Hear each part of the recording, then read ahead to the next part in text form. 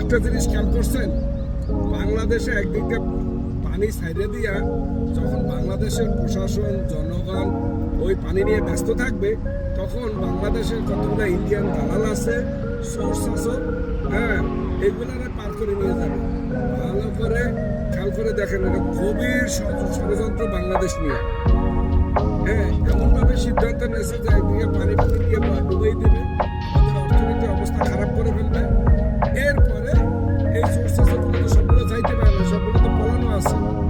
আর মামার দেশ, আর বাপের দেশ, ঢাকা ইন্ডিয়া তো কিছু আছে, ওই লোকগুলো সাইড করবে এখন বর্ডার দিয়ে। তা আমাদের ছাত্র সমাজের বাইরে যারা আছে, যারা এদের ধরার জন্য ব্যস্ত আছেন, হ্যাঁ, মানুষের কাছে প্রকাশ করার জন্য, হ্যাঁ, তারা খেয়াল রাখবেন যে কিভাবে করতেছে। আর একটা কথা হলো, এই যে তারেক জিয়া রেখা চোর খাম্বা চোর, হ্যান ত্যান, তারেক জিয়া তো কিছু চুরিই করতে পারে না। চোর তো সব ঘরে। আমাদের বাংলাদেশের পুলিশের দ্বারা যে পরিমাণে টাকা, একটা পুলিশের দ্বারা যদি 400, 500, 1000 কোটি টাকা থাকে, তো তারেক জিয়ার কয় টাকা খাইছে? তারেক জিয়া কয় টাকা দিতে পারছে? এই যে মামুন চোর তো রে বাবা রে বাবা, এক একজনের দ্বারা বালাম খাতা খুললেই 1000-এর নিচে নাই। আর আমরা বিদেশে কাজ করতে করতে শহীদ হয়ে যাইতেছি।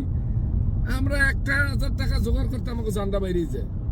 আর দেখেন টাকা, তারেক জিয়া তো চুরিই করে না, তাহলে চোরের মধ্যেই পারে না।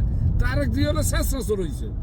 এই যে একজন প্রশাসন লেভেলের দ্বারে, তারপর নেতাকেও দ্বারে যে টাকা, ও মাহবুদ, এরা বলার ভাষা নাই।